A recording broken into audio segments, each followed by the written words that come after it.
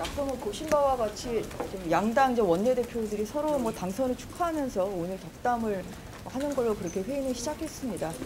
특히 김기현 국민의힘 신임 원내대표는 상생과 협력을 강조했습니다.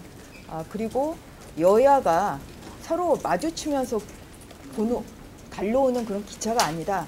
오히려 같은 방향을 향해서 달려가는 열차의 좌우바퀴이다. 그래서 그 어느 방향을 지향하느냐, 그 국민의 행복, 그리고 두 강한 나라, 이렇게 두 가지를 공통의 목표를 가지고 여야가 협력을 해야 된다. 그런 말씀을 하셨습니다. 그리고 비공개에서 이제 나온 내용 좀 간단히 말씀을 드리겠습니다. 비공개에서는 제가 먼저 할까요? 그 비공개에서는 이제 우선적으로 이제 백신 관련해서 백신 대미 사절단에 대해서 국민의힘에서 요청을 했습니다. 이 부분에 대해서는 외교부를 통해서 좀 검토를 해보겠다. 이런 지금 오늘 그렇게 얘기가 됐고요. 추가적인 것은 또 다음에 만나서 계속 진행을 하기로 했습니다. 두 번째로 이제 손실보상법에 대해서는 여야 모두 조속한 처리가 필요하다. 다만 이 법을 처리하기 위해서는 좀 다양한 의견 수렴이 필요하다. 이제 이 부분에 공감을 했고요.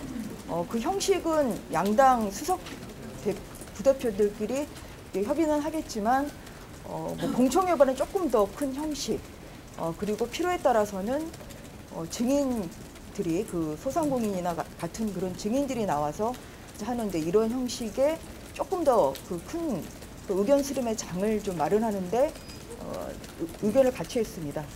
그리고 이제 세 번째로는 이제 주택에 대해서는 이제 주택난을 좀 해소하기 위한 이런 필요성에 대해서는 좀 공감을 했고요.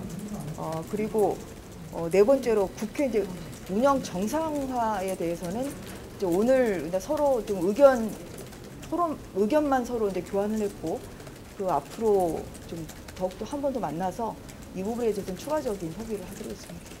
또 추가적인 조심하시죠.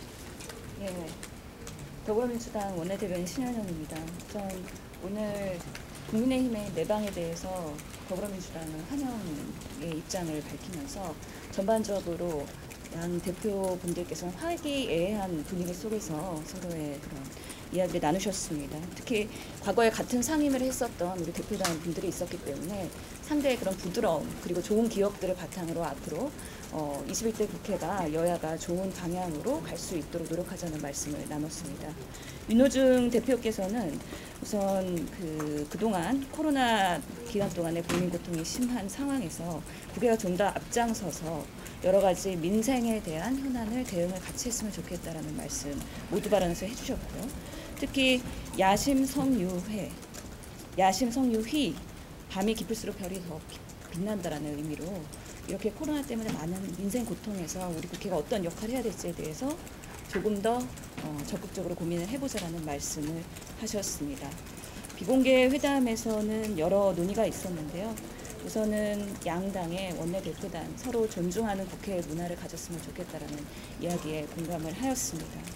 또 워낙에 지금 백신 수급에 대한 상황이 국민들에게 매우 중요하기 때문에 이런 수급 그리고 접종률 향상을 위한 양당의 공동 노력 일환으로 우리가 국민들께 좀 더 적극적으로 소통할 수 있는 방향에 대해서 모색하기로 했습니다.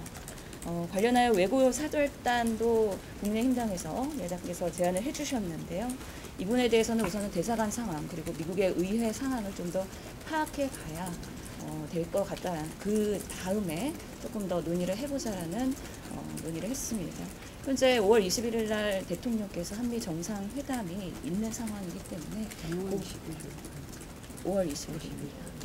있기 때문에 그 부분에 대해서 또 감안해서 우리가 역할이 있을지 고민을 해봐야 되는 상황입니다. 또한 손실 보상에 대해서는 말씀하신 대로 적극적으로 양당이 이제 국회에서 법안 처리를 위해서 노력을 하겠다는 얘기 하셨고요. 특히나 부동산 문제는 청년 주거나 여러 가지 우리 국민들의 삶에서는 중요한 부분이기 때문에 가능한 여러 가지 방향에서 특히 전문가들과 현장의 소통을 위한 국회에서의 그런 청문회 형식의 그런 방법도 모색해 보는 것 좋겠다라고 말씀을 하셨습니다.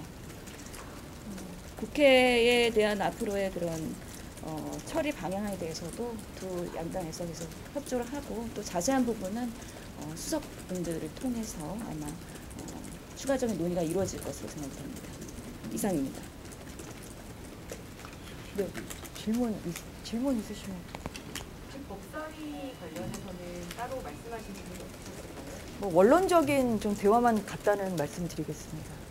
원론적이라는 게 뭐 어떤 정도의 아까 이제 말씀드린 이제 국회 정상화 관련해서 서로 의견 교환했다. 이 정도의 말씀만 드리겠습니다.